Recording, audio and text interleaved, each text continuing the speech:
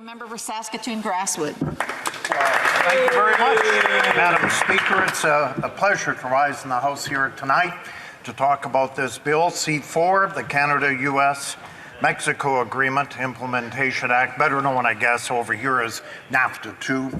And Madam Speaker, since it is my first time addressing the chamber in great length here tonight, since the October election, I want to take a moment to thank those that have sent me here for my second term on Saskatoon Grasswood.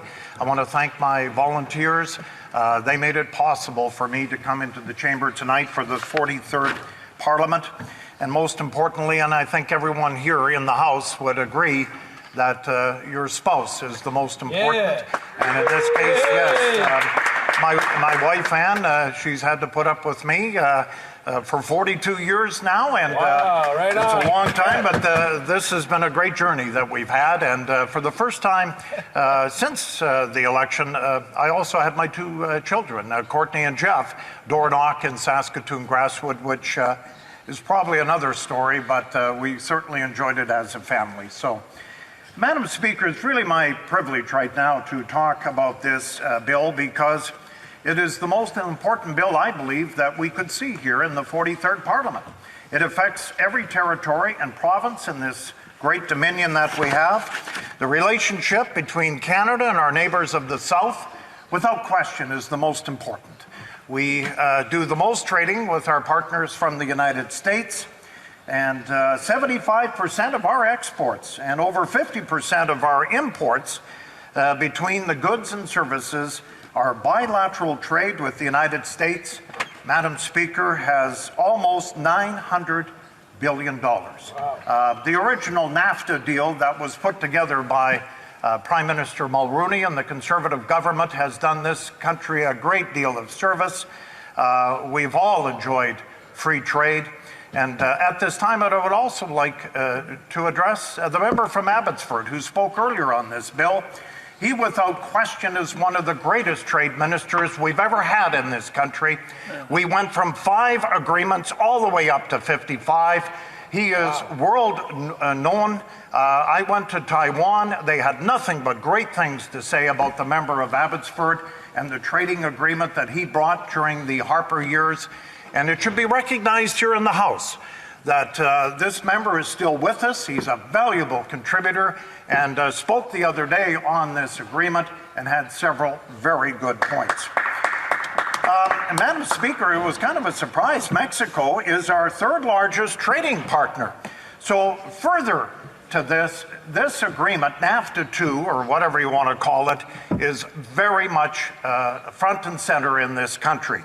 The closeness between our 3 countries, both economically, politically, and of course, at this time of year, we have many Canadians going down to Mexico for weeks or months, and they also know how important it is that these 3 countries get along, Mexico, United States, and Canada.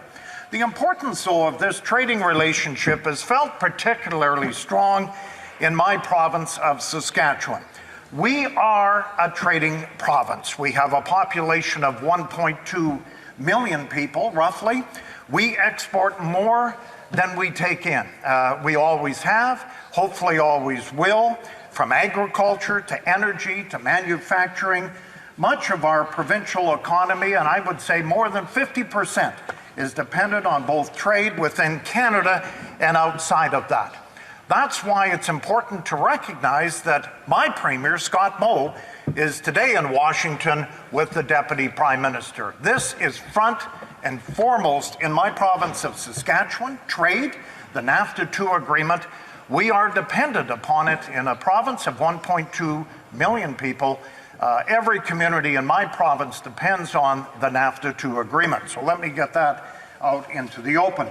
Conservatives from coast to coast understand exactly how important this trade is. Conservatives negotiated, as I mentioned, the original NAFTA. We did all the heavy lifting of the Comprehensive Economic Trade Agreement with the European Union, who worked with the government of Israel also to expand and modernize our agreement with that country. There are dozens of other countries that the Conservatives have negotiated the new trade agreements with as well, like South Korea, Honduras, Panama. The world is ours in this country. We produce more than we can use. We only have a population of 37 million, so it's important that we have trade with each and every country in this world if we can do it. Perhaps more, as I've mentioned, more than any other province or territory in this Dominion, Saskatchewan has benefited from the increased trade between Canada and our international partners. Our economy in my province of Saskatchewan is growing like it has never been before. And with it, the population is growing. Yes, including 80,000 new jobs, Madam Speaker, since 2007, largely due to the increase in trading opportunities created by the previous Conservative government for 9.5 years.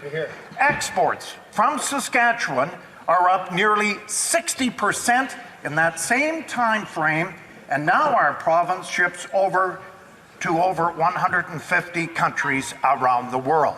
We listened to, I was in Regina, Madam Speaker, on Monday for the Saskatchewan Urban Municipalities Association address, and our Premier has a really ambitious growth program for our province.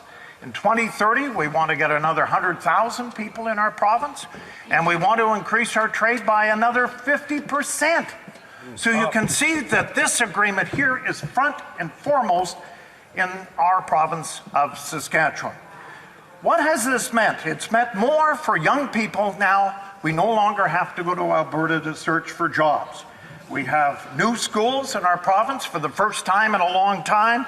We have young families that can stay home in Saskatchewan and share their families with grandma, grandpa, and so on, in infrastructure, and it makes investments in services for the people of my province. Now, it is concerning that this current government has not been able to live up to this record. In fact, they've been hurting our trade relationships. And I'll give you a couple of examples, Madam Speaker.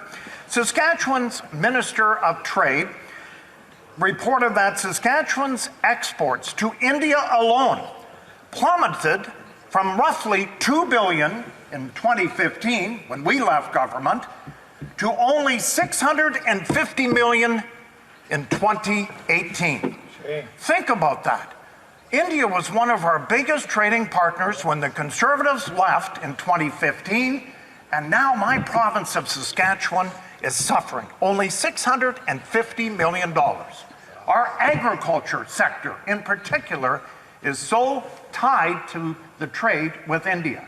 Chickpeas and so on, we know all about that. And I might add, part of the problem has been the Prime Minister's trip to India. It has really hurt the provincial economy. Trade is important in our province. I can't emphasize that enough.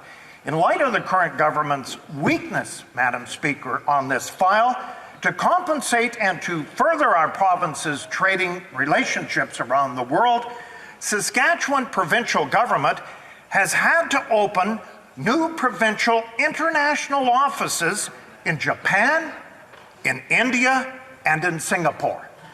Think about that. Our provincial government has had to go out and seek new trading partners because this government has let us down in our province of Saskatchewan. So we've now got trade offices in India, Singapore, and Japan. These kinds of actions are so important because the people of Saskatchewan know how difficult it can be when you're facing uncertainty in our trading relationships.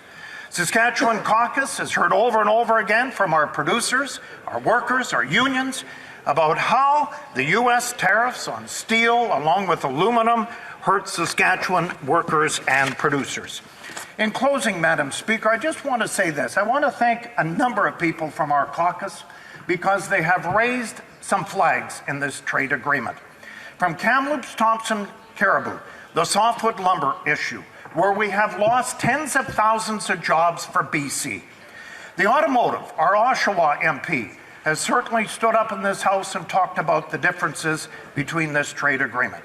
The aluminum, and our member from Chicoutimi-Lache Fjord, the Quebec aluminum, we all know, Madam Speaker, is the greenest and best in the world, and yet we're being penalized with this NAFTA 2 agreement. and it appears to be a cap on milk exports that we've talked about before in the House. So in closing, Madam Speaker, it will be an interesting time. We want to see this go to committee. We want to bring in many stakeholders, because it's the stakeholders that in the next 6 years will have the biggest say on this NAFTA agreement. Thank you very much, Madam Speaker.